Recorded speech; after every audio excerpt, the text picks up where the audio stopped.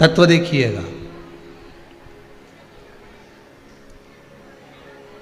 कई लोग कहते हैं महाराज जी, जिस रुद्राक्ष को हम पहनते हैं उस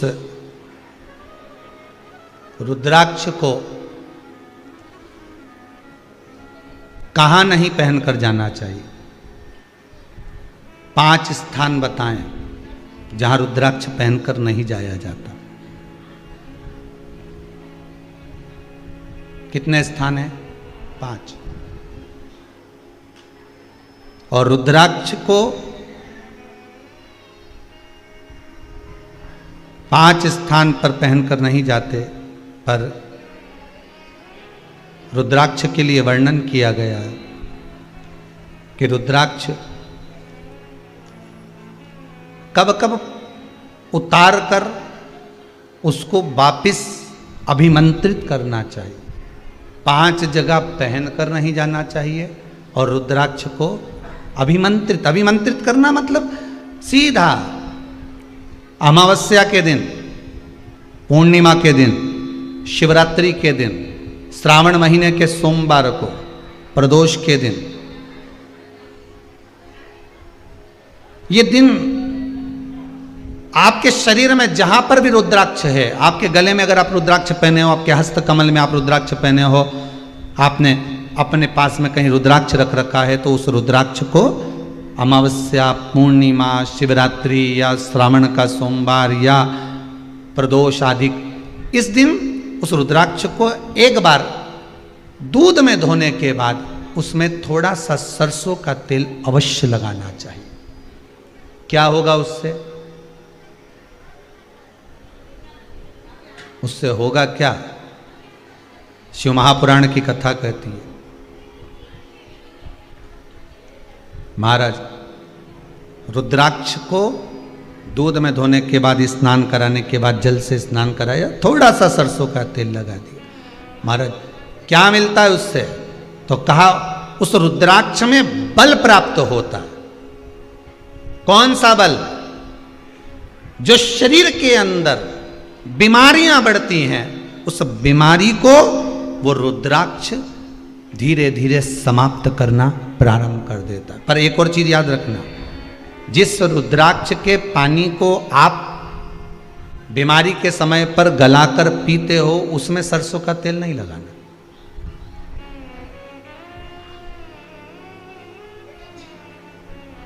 उसमें सरसों का तेल नहीं लगाना है। उसको तो आप केवल स्नान कराओ दूध से, जल से, और फिर उसको गला दीजिए, उसका पानी आप पीना चालू कर दीजिए। जिसको बड़ी बीमारी होती है उसके लिए कल कथा में वर्णन किया था रुद्राक्ष के जल का, कि रुद्राक्ष का जल पिया जाता है शरीर के अंदर से रोग को, बीमारी को हटाने के लिए, रोग बीमारी को समाप्त करना। तब जिस नारी का गर्भ नहीं ठहर रहा हो, संतान नहीं हो रही हो, सारे इलाज करवा लिया हो और डॉक्टर बोल रहा है कि हर तरह से ठीक है, फिर भी संतान नहीं हो रही, तो 9 मुखी रुद्राक्ष को गले में धारण कर लें, पति और पत्नी दोनों। 9 मुखी रुद्राक्ष एक और लेकर आए, जिसको चांदी की कटोरी में या चांदी का कोई छल्ला हो, तार हो, कटोरी में रखकर उसमें 9 मुखी रुद्राक्ष पानी में डाल दें। उस पानी को सोने से पहले पीना चालू कर दें। छल्ला या चांदी की कटोरी या चांदी का पात्र उसमें जरूर होना चाहिए। चांदी का पानी और 9 मुखी रुद्राक्ष का पानी पीना चालू कर दें, नारी का गर्भ ठहर जाता है महाराज। 9 मुखी रुद्राक्ष गर्भ को ठहराने के लिए, संतान प्राप्ति के लिए होता है। 9 मुखी रुद्राक्ष का मंत्र है ओम ह्रीं हूं नमः। ओम ह्रीं हूं नमः, ये 9 मुखी रुद्राक्ष का। मेरा नाम माया टेम्बुलकर, पति तुमन टेम्बुलकर, ग्राम मुंदगांव, तहसील डोगनगढ़ की निवासी हूँ। मेरा मोबाइल नंबर ये है। कहीं बैठी हो तो हाथ हिला सकती हूँ, अगर कहीं बैठी हो तो हाथ हिला सकती हूँ। मेरा नाम माया टेम्बुलकर, पति तुमन टेम्बुलकर, ग्राम मुंदगांव, तहसील डोंगरगढ़ की निवासी हूँ। मेरा मोबाइल नंबर ही है। कहीं बैठी हो तो हाथ हिलाइएगा, रोइए मत, हाथ हिलाओ, हाथ हिलाओ। हाँ, आ जाओ, एक बेलपत्र ले जाना, आ जाइए, आ जाओ, एक बेलपत्र ले आना। एक लोटे जल का मैं क्या वर्णन करूं गुरुदेव। पशुपति व्रत, आंकड़े की जड़ एवं सारे किए हुए नियम व्यर्थ नहीं जाते। सारे किए हुए नियम व्यर्थ नहीं जाते। भोले बाबा की महिमा का क्या बखान करूं गुरुदेव। मेरी शादी 17 साल हो गए थे, गोदी सुनी थी। जिस नारी का रजो धर्म नहीं आता उस नारी का गर्भ नहीं ठहरता गुरुदेव। पत्र को पढ़िएगा। जिस नारी का रजो धर्म नहीं आता उस नारी का गर्भ नहीं ठहरता। वैसा ही मेरा भी रजो धर्म था, आता ही नहीं था। उस बहन ने अपनी मन की व्यथा जो लिखी उसमें एक बात बड़ी विचित्र लिखी है कि शादी होने के बाद लोग ये नहीं पूछते कि तुम्हारी जमीन कितनी है, जायदाद कितनी है।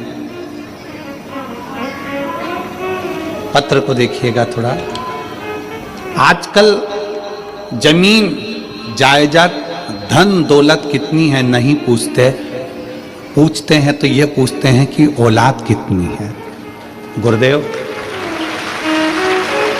17 साल मेरी औलाद नहीं हुई क्योंकि मेरा रजो धर्म ही नहीं आता था, मैं रजस्वला ही नहीं होती थी। अब डॉक्टर को दिखाया, सीहोर जाके कंकर शंकर का पूजन कर। सीहोर गई, कंकर शंकर की पूजा की, झोली फैलाकर। सीहोर गई, कंकर शंकर की पूजा की, झोली फैलाकर बोली, बाबा आप मेरी गोदी भर दो, मेरे घर में बच्चे की किलकारी गूंजेगी। भोले बाबा कुबरेश्वर महादेव कृपा करें। फिर माँ बाप के दरवाजे से वापिस आ गई। कथा हो रही थी पास के नजदीक के गांव में। बाबा से प्रार्थना करा, कथा श्रवण करने के लिए गई, पंडाल में विनती करी, वहां से आई। पर रजो धर्म नहीं आता तो संतान कैसे होगी, विश्वास तो नहीं था। पर आप कहते हो कि कथा के पंडाल में बैठकर मांगा गया, खाली नहीं जाता। वहां से आने के बाद बाबा को प्रणाम कर कर आई और 4 महीने के बाद गर्भ ठहर गया। 4 महीने के बाद गर्भ ठहरा। बाबा की कृपा का मैं क्या गुणगान करूं गुरुदेव। 26/8/2024 को मेरे घर में 17 साल के बाद संतान का जन्म हो गया। लोगों के यहाँ 1 साल, 2 साल, 3 साल, 5 साल, 10 साल, 15 साल, 20 साल, 25 साल में औलाद हो जाती है। तेरे यहाँ तो 30 साल, 28 साल, 30 साल होने जा रहे हैं। तू बांझ है, तेरे को संतान नहीं। उसने पत्र में लिखा, मेरा नाम मीना देवी, पति का नाम राजकिशोर, मद्देशिया, ग्राम पोस्ट मुसहरी बाजार, थाना विजयपुर, जिला गोपालगंज, बिहार की निवासी। कहीं बैठी हो तो हाथ हिला सकते हैं। कहां? कहीं बैठी हो तो हाथ हिलाएंगे।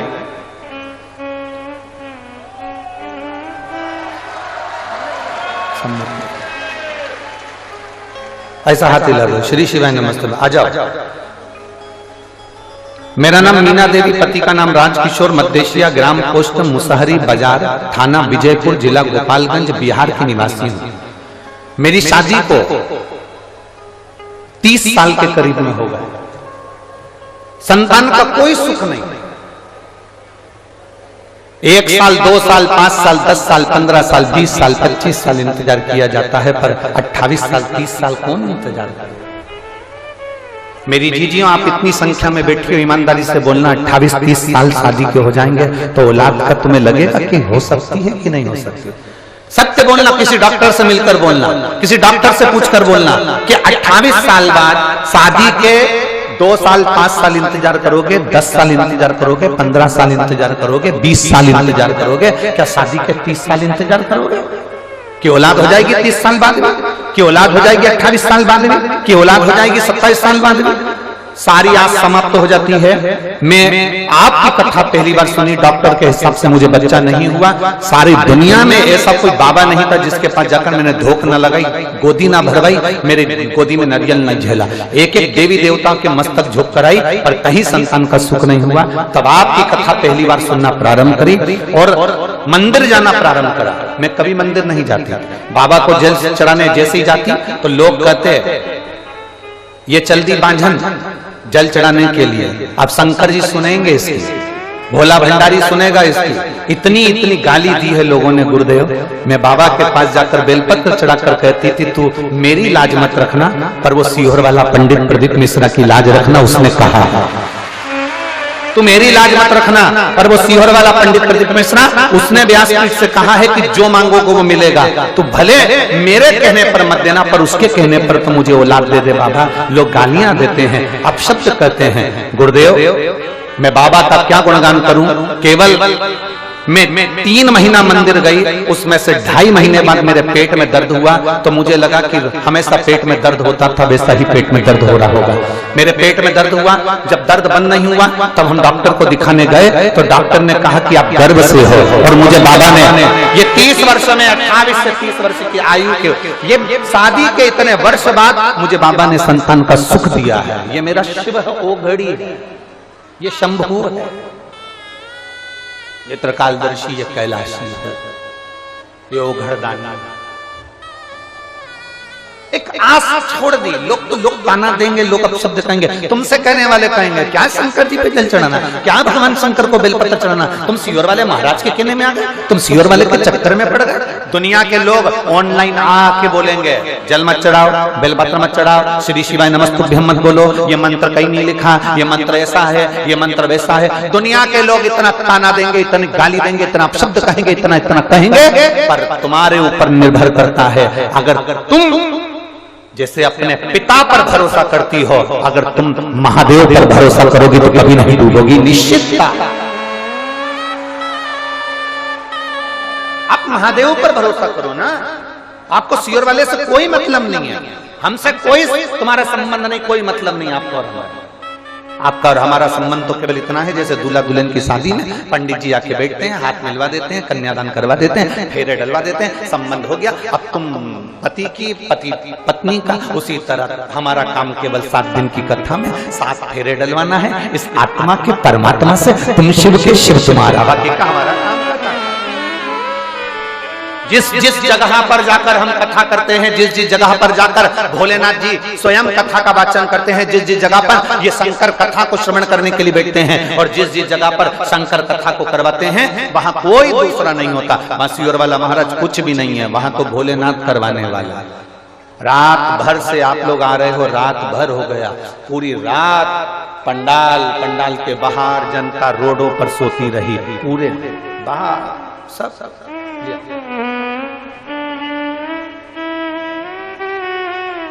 जोरदार ताली बजाओ, शादी के 30 वर्ष के बाद में औलाद हुई है बाबा की।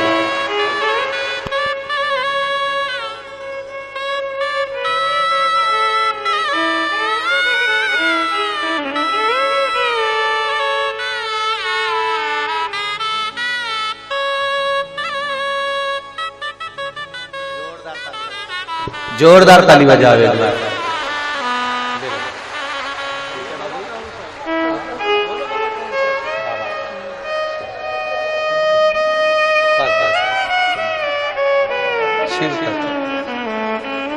आपको दे दिया ना बाबा ने, अब तो खुश हो जाओ बाबा।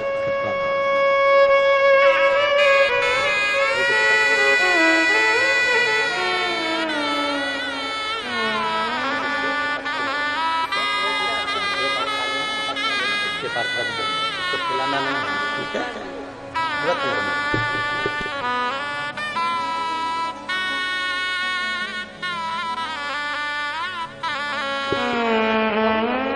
हाँ रख।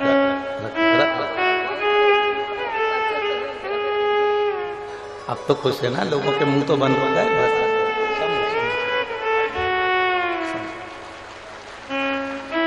मीना देवी, पति का नाम राजकिशोर, मध्यशिया, ग्राम पोस्ट मुसहरी बाजार, थाना विजयपुर, जिला गोपालगंज, बिहार की निवासी हूँ। बाबा ने मुझे 30 वर्ष बाद ये संतान का सुख दिया है। शादी के 30 वर्ष निकल गए, 28 वर्ष, 27 वर्ष, 33 वर्ष। इस व्यासपीठ ने तो 40 वर्ष बाद भी संतान का सुख लोगों की गोदी में देखा है इस व्यासपीठ। और आज कहने में पीछे नहीं हटूंगा, कहने में